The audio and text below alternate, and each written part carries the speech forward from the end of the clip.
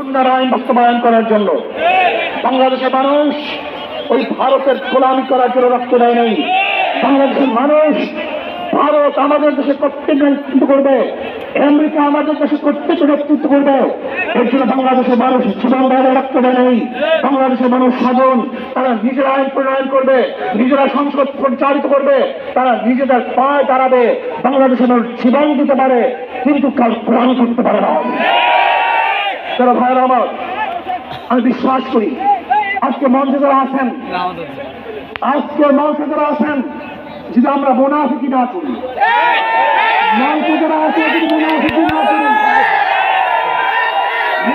কাজের পছন্দ আচ্ছা থাকেন, মুখের সাথে কাজের যদি থাকেন, আমি লক্ষ জনতার সামনে কসম করে বলতে পারি আগামীতে ক্ষমতা দেবে ইসলাম, ক্ষমতা দেবে ইসলাম।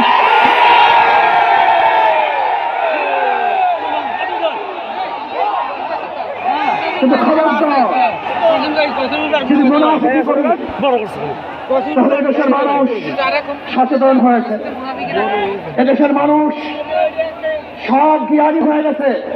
বিশ্বাস করবেন না, একজন রিক্সাওয়ালা, ঠেলাওয়ালা, কুলি এবং দূরে বক্তব্য শুনলে আমরা আশ্চর্য হয়ে যাই বাংলাদেশের মানুষ কত সচেতন, তারা কত সচেতন হয়েছে। যদি আমরা মুনাফিকি না করি, যদি আমরা ঐক্যবদ্ধ থাকি, বাংলাদেশে একটা বাক্স ইসলামের নাম দিতে পারি।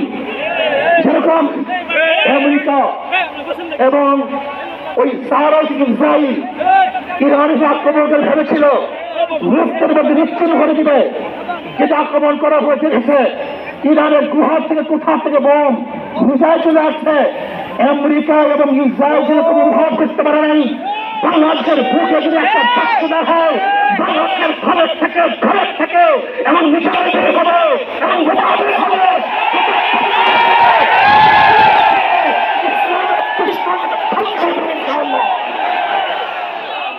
ঐক্য হন, মুনাফিকি করবেন না, একসাথ হন, ঐক্যবদ্ধ হন। এইটা আমার মেসেজ থাকবে। ঐক্যবদ্ধ ভাবে ক্ষমতার লোককে সংবরণ করে আমি ক্ষমতায় যেতে চাই না, ইসলামকে ক্ষমতায় নিতে চাই। আমি ক্ষমতায় চাইতে চাই না, কোরআন ও সুন্নাহকে ক্ষমতায় নিতে চাই।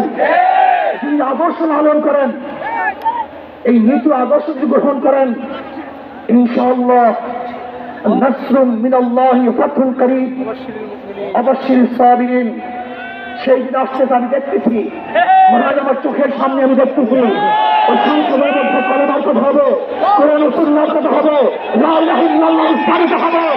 সেটা বাংলাদেশের মানুষ শান্তিতে বসবাস করতে পারবে, জুলুম থাকবে না, অত্যাচার থাকবে না, অবিচার থাকবে না। প্রত্যেকটা মানুষের প্রাপ্তি তাদের ঘরে ঘরে পৌঁছানো হবে। আজকে আমার মা মনে মনে করছে ইসলাম ক্ষমতা আসলে আমাদের অবস্থাটা কি হবে। ইসলাম ক্ষমতা আসলে প্রত্যেকটা মা বোনের ন্যায্য অধিকারকে প্রতিষ্ঠা করা হবে। ইসলাম ক্ষমতা আসলে আগামী 5-10 বছরের মধ্যে সমস্ত গরিবরা গরিব দূষিতের উপরে চলে যাবে। ইসলাম ক্ষমতা আসলে 28 লক্ষ কোটি টাকা ব্রিটিশে পাচার হবে না, দুর্নীতি থাকবে না, জুলুম থাকবে না, অত্যাচার থাকবে না, নির্বিচার কোনো মানুষ আর খুন হবে না, গরম হবে না।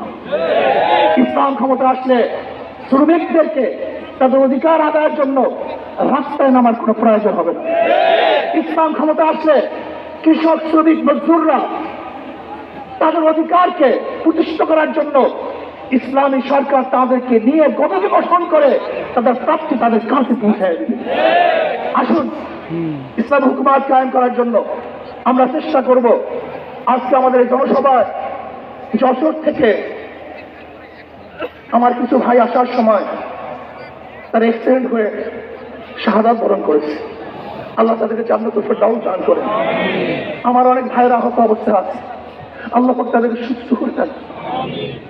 আসুন আজকে জনসমুদ্রে আমরা আসছি, আমাদের টাকা নাই, পয়সা নাই, নিজের পয়সা দিয়ে এসছি, নিজের খানা খেয়েছি। এই জাতিকে, এই দলকে, এই কাফেলাকে গোটা দুনিয়ার কোনো প্রশক্তি পরাজয় করতে পারবে না, সামনে রাখতে পারবে না। অবশ্যই ইনশাআল্লাহ আমরা বিজয় হব। আল্লাহ আমাকে এবং সবাইকে ইসলাম হুকুমাত কায়েম করার তৌফিক দান